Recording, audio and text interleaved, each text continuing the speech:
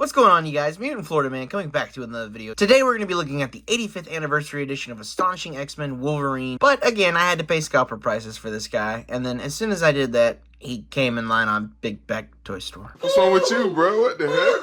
You tripping, bro. You tripping.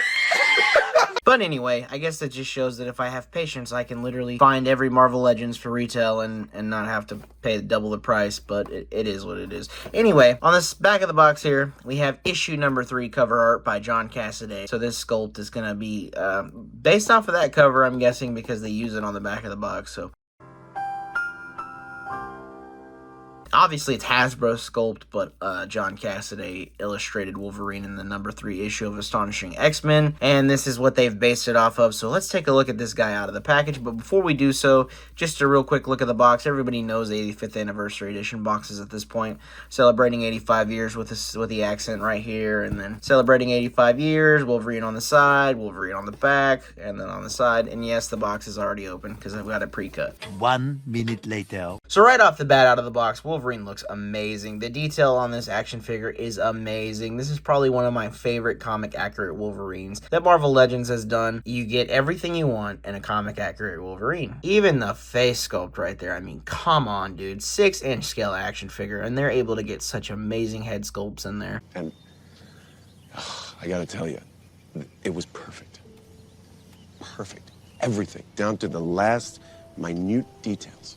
But yeah, no, overall, first initial impressions of Wolverine out of the box, based off of what they had imposed with his maskless head and his claws out of the box, he looks amazing. Fun fact about the claws that I never showed you on the Legacy Collection Wolverine, by the way, is you can take out each claw, and you could technically have him, you know, posed up with one claw out. But I mean, I haven't seen too many interpretations of Wolverine without all 3 claws out. So I mean, cool, I guess. Nice. In terms of articulation, though, Wolverine can move 360 at the head and pivot up and down. He doesn't really pivot far up. That's about as far up as he can look. And he moves at the abs. He can do the ab crunch, but he doesn't go as far on that as well because I feel like the belt here hinders that a little bit. But he moves up and down at the shoulder, moves out at the shoulder. I mean, this is kind of gonna... This is the one gripe about this, is when you're posing the arm here, this shoulder pad just goes all over the place. But anyway, aside from the shoulder pad, we'll position that better in a minute. He does bend up and down at the elbow. And the great thing about this, by the way, is real quick to mention, there is not a single pin. This is a pinless action figure. This is amazing, the fact that it's pinless.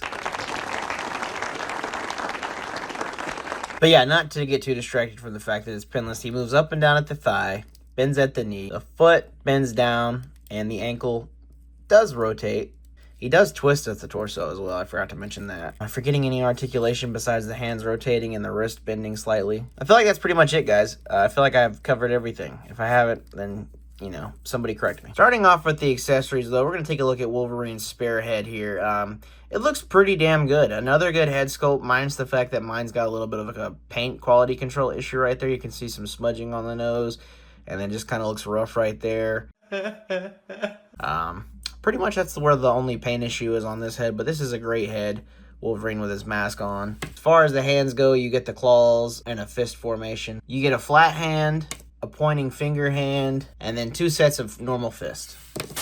Here's Wolverine with his mask on, though. Even with a little bit of paint error, he still looks amazing. And I mean, speaking of paint, though, as far as paint goes on this figure, I mean, there is not that many paint issues I found on mine. The quality control on paint seems to be good overall. There's not many issues that I can say with paint. I think besides the fact that one of the hands on the parts right here, on one of the little sheaths right here, they painted a little bit of paint. Like here, you can see they did it there too.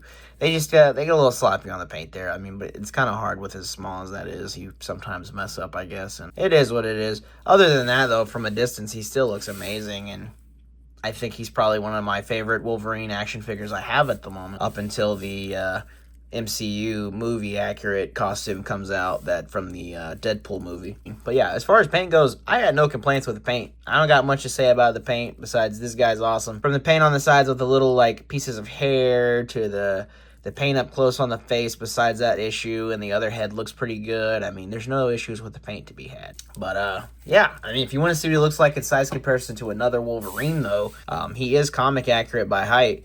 Hugh Jackman stands up way taller than this guy. But yeah, he is actually short. That is a true thing about Wolverine. In terms of size comparisons, though, here he is stood against the Red Hulk You can see just how big Red Hulk stands up beside him. So then we'll bring Hugh Jackman back into frame there, and you can see just how tall the three of them stand together. As you can see, that is definitely a comic accurate Wolverine, and he stands really nice upside Red Hulk, honestly. The two of them look great together. And then there he is compared to a Diamond Select. You can see just how small he is to the Diamond Select. Obviously, the Marvel Legends don't scale with Diamond Select very well. But in conclusion, this is an awesome Wolverine. The 85th Anniversary Edition Wolverine is probably my favorite. Unless they release another comic version. I mean, aside from the X-Men 97 version, which is just really expensive at the moment, and unless they're just going to reprint that figure, I don't see myself getting it anytime soon. So at the moment, this guy will do just fine. If you guys want to see any other videos, make sure you hit the subscribe button. Make sure to hit the like button. I'll see you guys in the next video. Adios.